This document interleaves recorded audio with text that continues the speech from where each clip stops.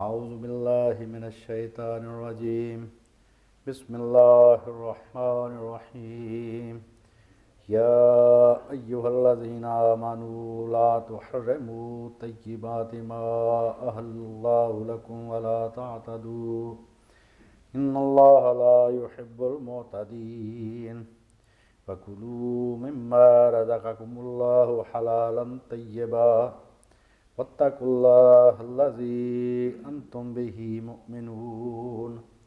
أما بعد فإن خير الحديث كتاب الله وخير الهدي هدي محمد صلى الله عليه وآله وسلم وشر الأمور محدثاتها وكل محدثة بدعة وكل بدعة ضلالة وكل ضلالة في النار.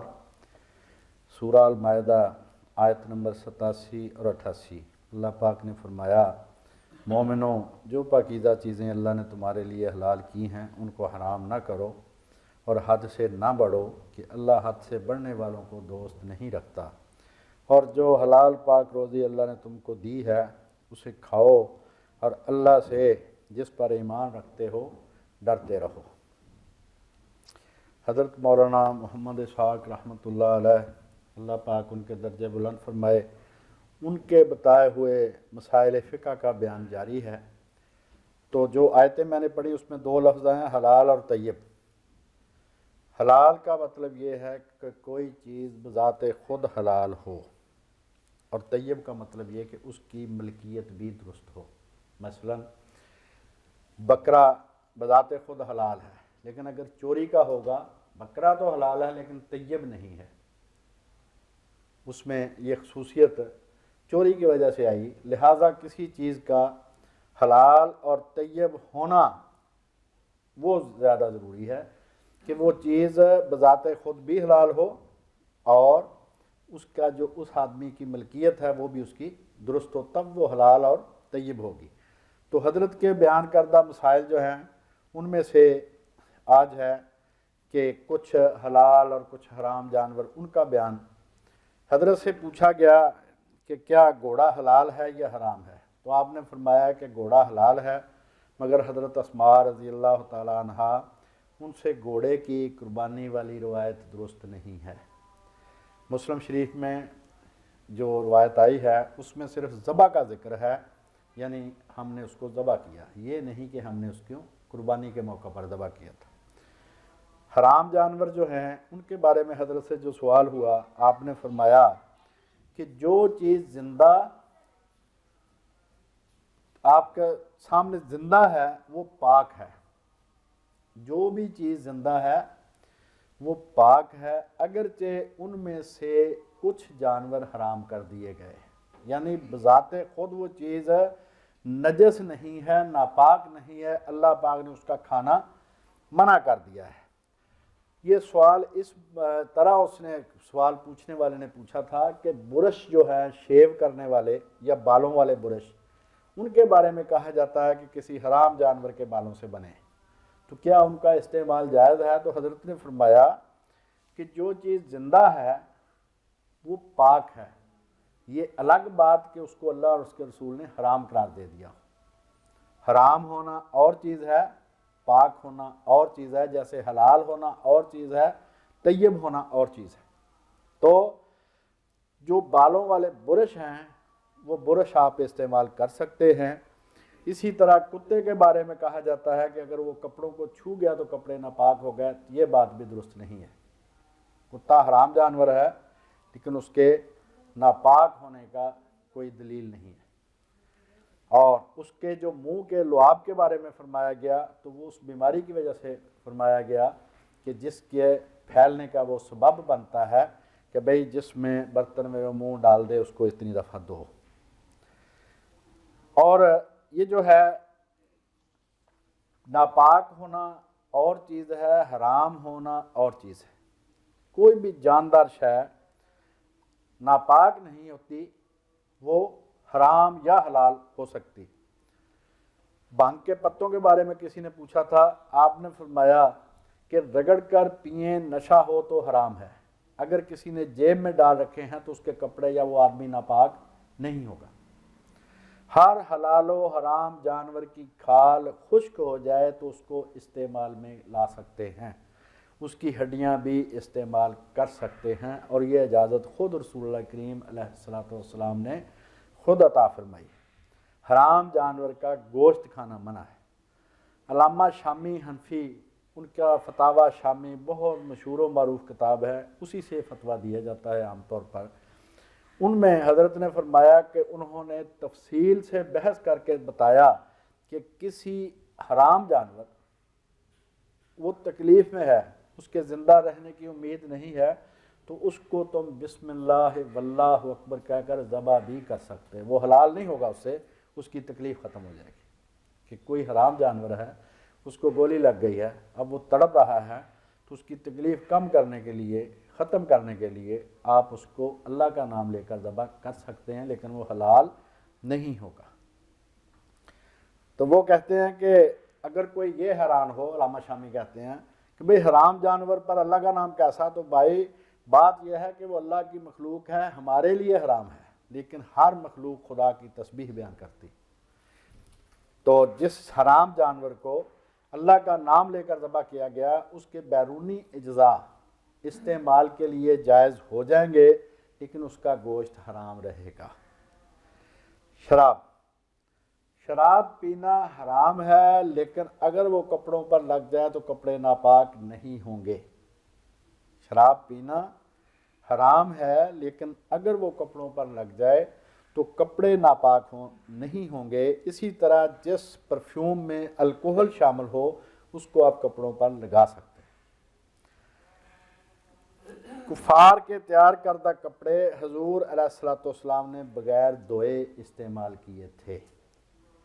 وہ کپڑے جو کافروں کے تیار کیے ہوئے تھے، مثلا اس طرح جیسے اب برطانیہ، امریکہ، جاپان، مختلف ملکوں سے چیزیں آتی ہیں، تو ان کے ٹچ کرنے سے وہ چیز ناپاک نہیں ہوتی۔ انہوں نے کپڑا کو تیار کیا تو آپ اس کو بغیر دھوئے استعمال کر سکتے ہیں۔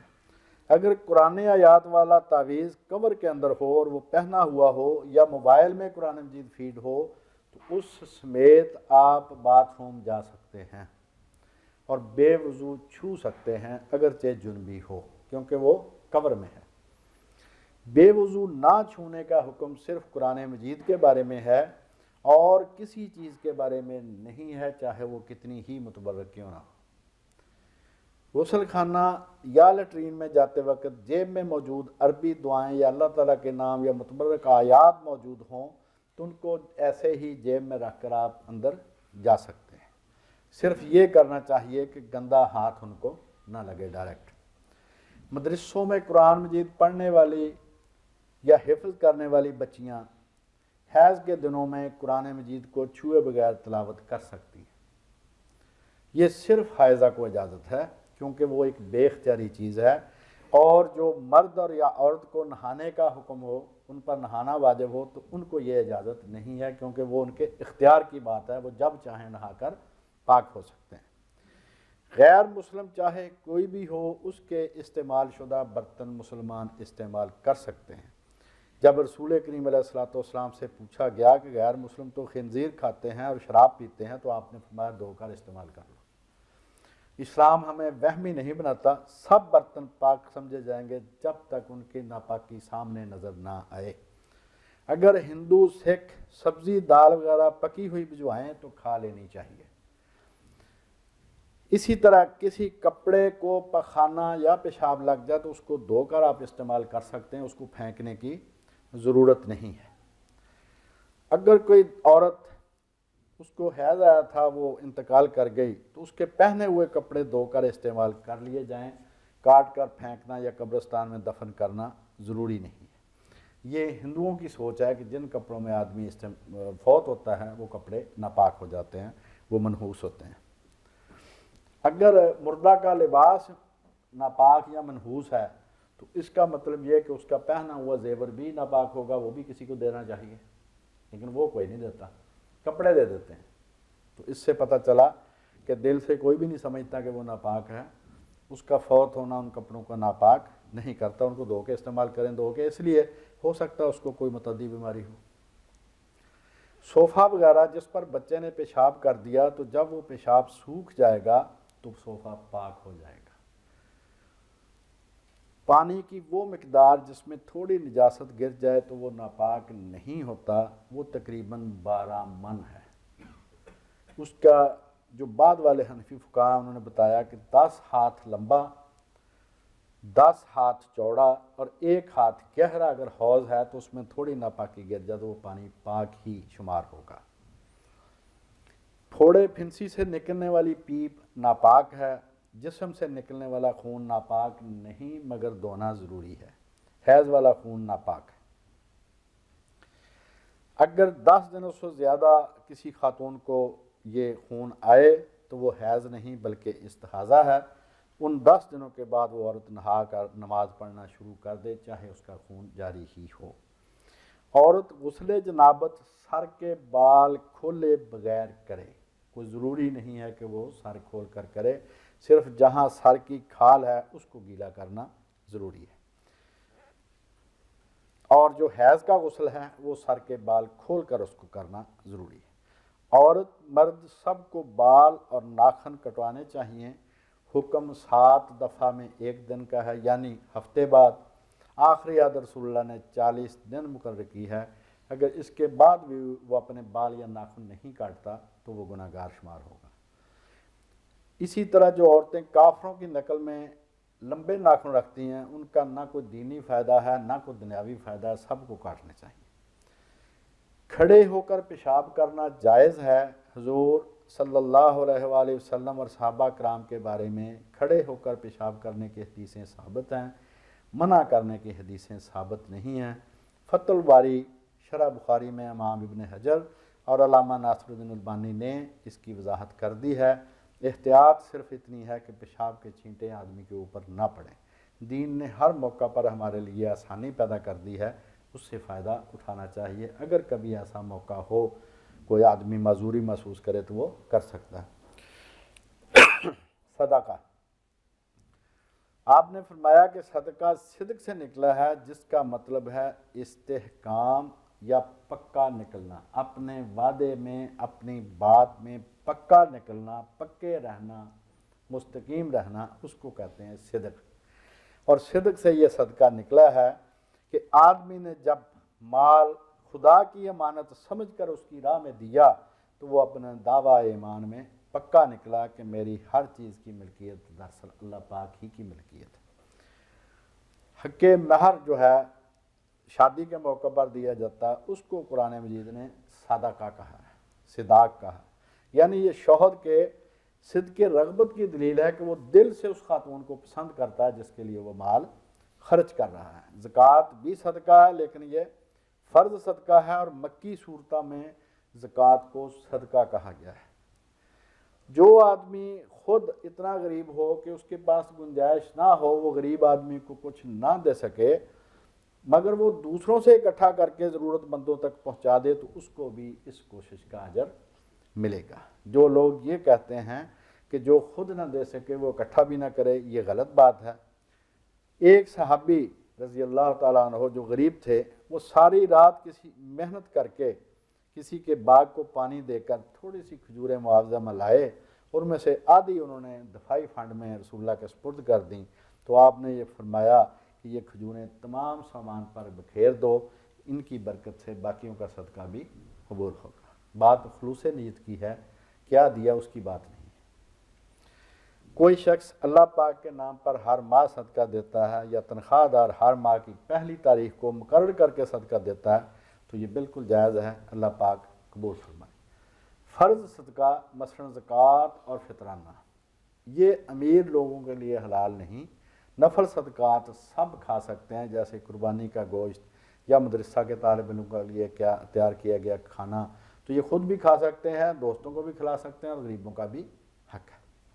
غریب آدمی اللہ کی راہ میں خرچ کرنے کی بجائے اپنے بیوی بچوں پر خرچ کرے، کیونکہ ان پر خرچ کرنا بھی حدیث کے مطابق صدقہ ہے۔ چیل کووں وغیرہ کو گوشت صدقہ کر کے اور جانوروں کی سری بطور صدقہ بازاروں میں پھینکنے والوں کو چاہیے کہ وہ گوشت اور جانور کی سری اس طرح ضائع کرنے کے بجائے غریبوں کو دے دیں۔ اور پرندوں کی فکر کرنے کے بجائے انسانوں کی فکر کریں جنہیں بڑی عید کے دن بھی گوشت نصیب نہیں ہوتا۔ اور جب آپ نے کسی کو دینا ہے اس طرح کا گوشت تو ضروری نہیں ہے کہ اس کو بتایا جائے کہ یہ صدقے کا گوشت ہے، اس کو بس آرام سے دے دو کسی بہانے۔ غیر مسلم کو نفلی صدقہ دیا جا سکتا ہے، فرض صدقہ نہیں دیا جا سکتا، زکوٰۃ اور فطرانہ اس کو نہیں دیا جا سکتا۔ شکار کے بارے میں آپ سے سوال کیا گیا تو آپ نے فرمایا کہ بندوق کی گولی یا کوئی ہتھیار اگر بسم اللہ کہہ کر چلایا گیا ہے تو اس سے کیا گیا شکار جائز ہے، بشرطے کہ گولی سے شکار کے جسم میں کہیں سوراخ ہو جائے۔ اسی طرح اس نے کتا اگر یہ بسم اللہ پڑھ کر چھوڑا ہے تو اس کا کیا ہوا شکار بھی اس کے لیے جائز ہوگا، بشرطے کہ کتا اس میں سے کچھ نہ کھائے۔ اگر اس میں سے اس نے کچھ کھا لیا تو اس کا مطلب اس نے شکار اپنے مالک کے لیے نہیں کیا، اس نے خود اپنے لیے کیا۔ اسی طرح باز کا ہے کہ اگر باز ہے کسی کے پاس وہ شکار کرنے کے لیے تو اس کو وہ بسم اللہ پڑھ کر اڑائے گا تو جو اس کا شکار کیا ہوا اس کے لیے جائز ہوگا۔ نظر، حج بدل اور نظر، اگر کسی پر حج لازم تھا وہ کسی مجبوری کی وجہ سے نہیں کر سکا، بیماری اتنا تھا یا کوئی بھی مجبوری تھی، یا کسی مرنے والے نے نظر مانی مگر وہ ادا کرنے سے پہلے وہ فوت ہو گیا تو یہ اس کے وارثوں پر فرض ہوگا کہ اس کی جگہ حج بھی کریں اور اگر اس نے نظر مانی تھی تو اس کی نظر بھی پوری کریں۔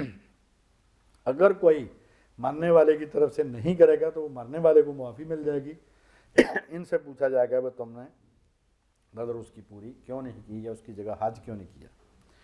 نظر ماننا بخاری اور مسلم میں ناپسند کیا گیا ہے کہ یہ تو ایسے ہے کہ اللہ تعالیٰ کے ساتھ کوئی کاروباری معاملہ کرے کہ اگر تو میرا یہ کام کر دے تو میں 10 روپے تیرے رستے میں دوں گا۔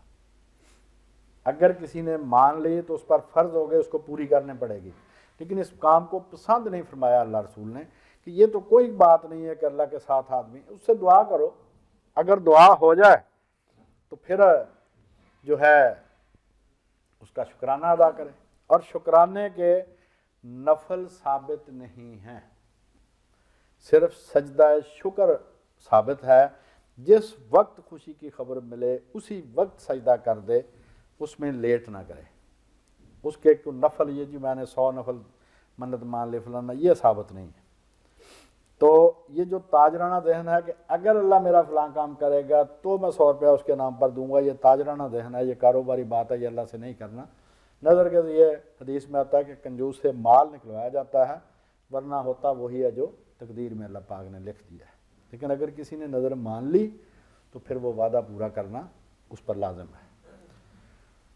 اگر کسی نے یہ منت مانی تھی کہ اللہ تعالیٰ میرے بیٹے کو شفا دے تو میں مسجد میں چراغ جلاؤں گا، تو اب چراغوں کا تو دور نہیں ہے، نظر اس نے وہ مانی تھی، تو اب وہ مسجد کا بجلی کا بل دے دے یا مسجد میں کوئی بلب ٹیوب لائٹ لگوا دے تو اس کی نظر پھر بھی پوری ہو جائے گی۔ اب بات ہے کہ بعد از وفات دنیا میں دخل دینا، اس بارے میں جب حضرت سے سوال کیا گیا تو آپ نے جو جواب دیا وہ یہ تھا کہ قرآن مجید میں فوت شدگان کے متعلق فرمایا گیا ہے وَلَوْ سَمِعُوا مَسْتَجَابُوا لَكُمْ، اگر بالفرض وہ سن بھی لیں تو تمہاری مدد کوئی نہیں کر سکتے، وہ کیونکہ وہ جہان الگ ہے، وہاں پر گیا ہوا ادھر واپس نہیں آتا۔ دو ہی قسم کے لوگ ہوتے ہیں، یا اچھے یا برے۔ جو اچھے ہیں وہ اتنی زیادہ نعمتوں میں ہیں کہ ان کو ادھر آنے کی ضرورت نہیں ہے، اور جو برے ہیں ان کو آنے دیتا کوئی نہیں۔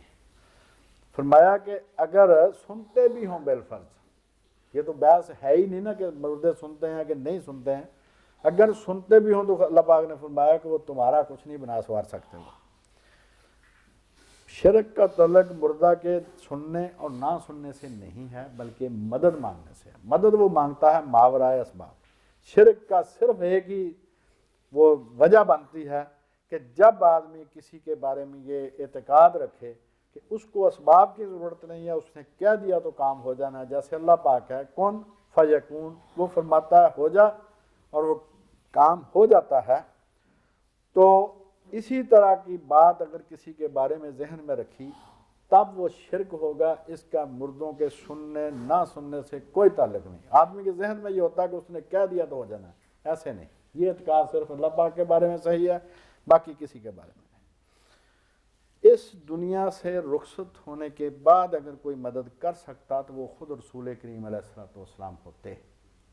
ہم دیکھتے ہیں کہ آپ کے اس دنیا سے تشریف لے جانے کے بعد فوراً بعد خلافت کی بحث ہوئی، خندق کا مسئلہ ہوا، جنگ جمل ہوئی، ان سب کاموں میں خود صحابہ انوالو تھے، لیکن آپ علیہ الصلوۃ والسلام نے کسی کے معاملے میں بعد از وفات دخل نہیں دیا۔ ایک آدمی، اس نے کتاب لکھی، مصر کے ہیں وہ، ہذہ ہی الصوفیہ، اس کا ترجمہ بھی ہوا تھا، بہت سال پہلے وہ کتاب آئی تھی مارکیٹ میں۔ اس میں وہ کہتے ہیں کہ یہ ہیں صوفیہ۔ صوفیہ حضرات کہتے ہیں کہ ہمیں حدیث جو ہے اس کے صحیح ضعیف ہونے کے لیے ہم تمہاری بحثوں کی ضرورت نہیں ہے، ہماری ہر رات کو یا ہر جمعرات کو حضور کے دربار میں حاضری ہوتی ہے، جبل ابو قبیس پر حضور تشریف فرما ہوتے ہیں، سارے وہاں پر جمع ہوتے ہیں۔ جبل ابو قبیس ہے جو خانہ کعبہ کے بالکل ساتھ، تو ہر جمعرات کو وہاں پر میٹنگ ہوتی ہے، اس میں ہم حضور سے پوچھ لیتے ہیں یہ صحیح ہے ضعیف ہے، اور جتنی حدیثوں پر ہم نے اعتبار کیا ہے وہ ساری کی ساری ہم نے حضور سے پوچھ رکھی ہیں۔ تو یہ جو ہے عبد الرحمن الوکیل المصری، رئیس جمعیت الانصار سنت المحمدیہ، یہ مصر کے ہیں، یہ انہوں نے کتاب لکھی ہے ہذہ ہی صوفی۔ ان سب کے اقوال انہوں نے لکھے، بھائی کوئی کہتا ہے میں ڈائریکٹ حضور سے پوچھ لیتا ہوں، کوئی کہتا ہے مجمع میں پوچھ لیتا ہوں، کوئی کہتا ہے یہ ہمارا رابطہ ہی رسول اللہ سے ڈائریکٹ ہے۔ وہ کہتے ہیں کہ یہ سارے کام ہوئے، ان میں تو رسول اللہ نے دخل نہیں دیا، حالانکہ فاطمہ رضی اللہ تعالیٰ عنہ ان کی بیٹی تھیں، ابو بکر صدیق ان کے انتہائی قریبی دوست، ان سے بڑھ کر دوست ہی کوئی نہیں، جنگ جمل میں حضرت عائشہ تھیں، جی انصار اور مہاجر دونوں آپ کے بہت پیارے تھے، ان کی باتوں میں تو آپ نے دخل نہیں دیا، تمہیں مسئلوں میں ضرور وہ تشریف لاتے ہوں گے۔ مطلب جھوٹ کی حد ہے کہ جو آدمی چاہے جس چیز کو دوسرا ویریفائی نہ کر سکے اس کے بارے میں جو مرضی کو کرتا رہے۔ انہوں نے کہا کہ جو ان کے قریبی تھے، انتہائی قریب ترین تھے، جن مسئلوں کی وجہ سے امت دو ٹکڑے ہو گئی، 1400 سال سے دو ٹکڑے چلے آنے، ہو سکتا قیامت تک رہیں، ان کے کاموں میں تو آپ نے دخل نہیں دیا، تمہارے ضرور حدیثیں صحیح کرتے ہوں گے وہ، مطلب ہر بات میں تمہارا ان کو فکر ہے، اپنوں کا ان کو فکر کوئی نہیں تھا۔ تو یہ ساری باتیں ہیں، بعد از وفات کسی کو دخل دینے کی کوئی اجازت نہیں۔ اگر آپ اللہ تعالیٰ کے بارے میں سمجھ لیں تو پھر آپ سوچیں گے کہ اللہ تعالیٰ اپنے اختیارات جو فرماتا ہے نا، میں کسی کو نہیں دیتا، ولا یشرک فی حکمہ احدا، میں تو اپنے حکم میں کسی سے مشورہ تک نہیں لیتا۔ سورہ کہف 26 نمبر آیت ہے کہ میں تو اپنے حکم میں کسی سے مشورہ تک بھی نہیں لیتا۔ وہ کیوں؟ وہ بات پہلے بھی ہوئی تھی، دوبارہ میں کر دیتا ہوں کہ یہ جو سائنسدان ہیں، ان کو لوگ جو خدا کو نہیں مانتے وہ سائنسدانوں کو ضرور مانتے ہیں۔ سائنسدان یہ کہتے ہیں کہ جب بگ بینگ ہوا تو پہلے دن ایک دھماکہ جو ہوا 1070 ارب کہکشائیں بنی۔ اب ذرا آپ دیکھنا کہ خدا کے اختیارات کسی کو مل سکتے ہیں، اگر وہ دینا چاہے، اس کے پاس کیپیسٹی نہیں ہے۔ ایک کی ہارڈ یار 10 جی بی کی ہے، اس میں 10,000 جی بی ڈیٹا کہاں سے ہے اس میں فیڈ کر دیں گے آپ؟ یہ سامنے کی بات ہے۔ وہ کہتے ہیں کہ 1070 ارب کہکشائیں بنی گلیکسیز، چھوٹی میں اربوں ستارے ہیں، بڑی میں کھربوں ستارے ہیں۔ ارب 100 کروڑ کو کہتے ہیں اور کھرب 100 ارب کو کہتے ہیں۔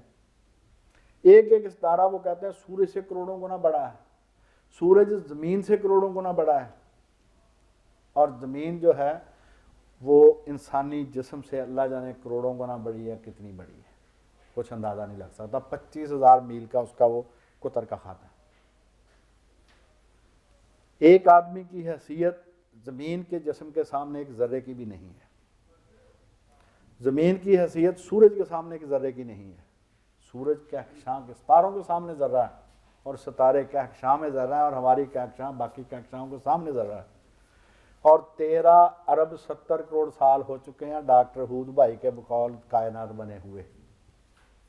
وہ کہتا ہے جی 13 ارب 80 کروڑ سال نہیں ہوئے، 13 ارب 70 کروڑ سال ہوئے ہیں، 10 کروڑ کم ہے، چلیں جی ایسے ہی صحیح۔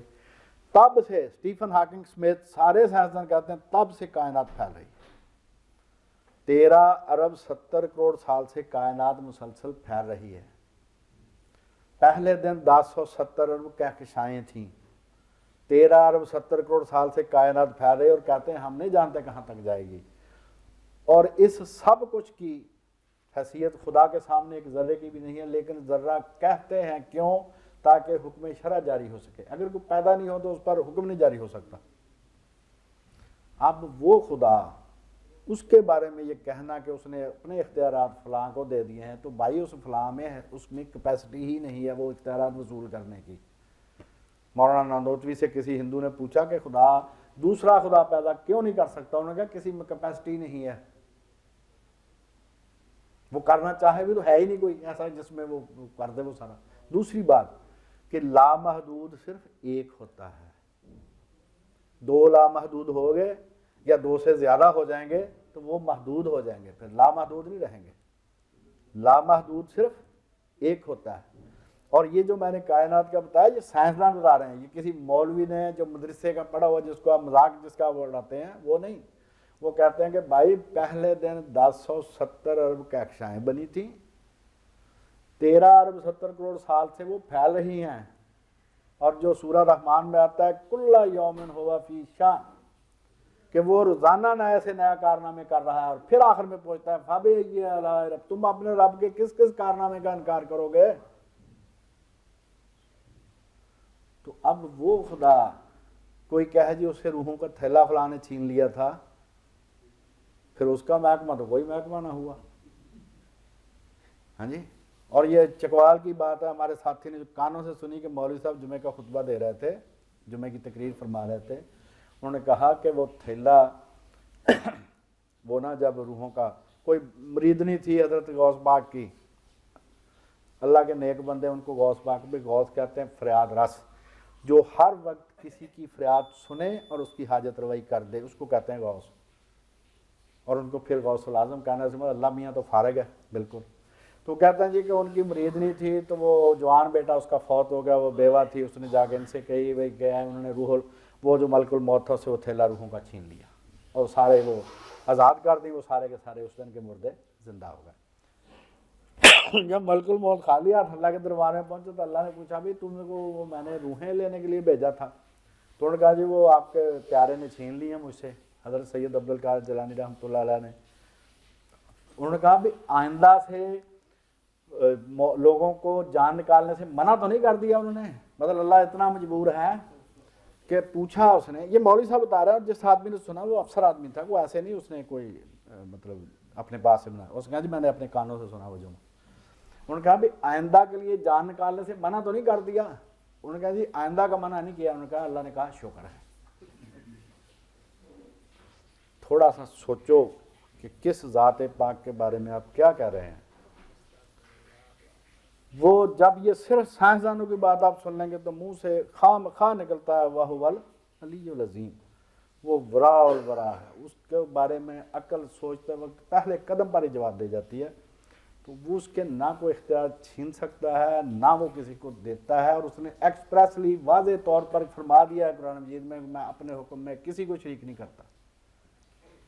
اس کی اس شان کا سب سے زیادہ انبیاء کو معرفت تھی، لہذا وہ نبی کیا کہتے ہیں اور نبیوں کے سردار کیا کہتے ہیں، ایک دعا میں فرماتے ہیں اللہم انی عبدک وابن عبدک وابن امتک، اے اللہ میں تیرا غلام، میرا باپ، میں ایک تیرے غلام کا بیٹا، میں تیری لونڈی کا بیٹا۔ یہ رسول اللہ فرما رہے ہیں، تو ہم کس بات کی مولی؟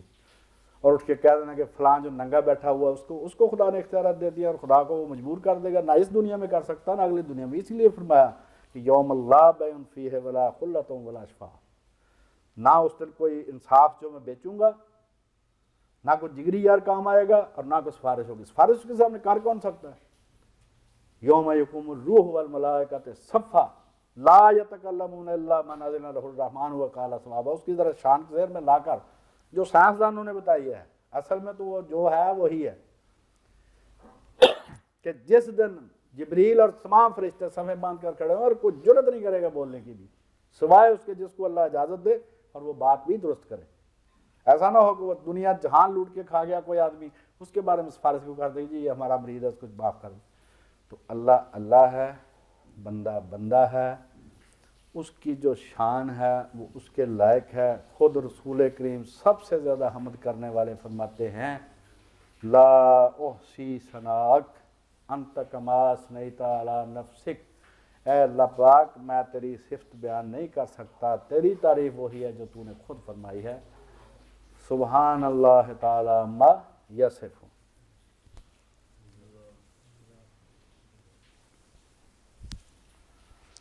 الحمدللہ رب العالمین، والصلاة والسلام علی رسولہ الکریم، اللہم صلی علی محمد وعلی آل محمد وبارک وسلم وعلی سائر الانبیاء والمرسلین صلاة لا یحصیہا الا انت، لا الہ الا انت سبحانک انی کنت من الظالمین۔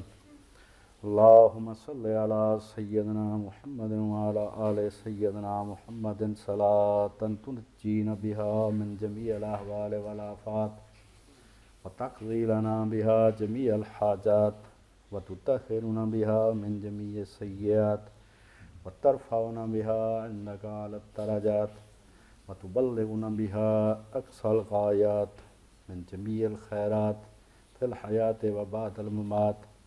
صلی اللہ تعالی علی رسول خیر خلقہ سیدنا و مولانا محمد وعلی آلہ و صحابہ اجمعین برحمتک یا ارحم الراحمین۔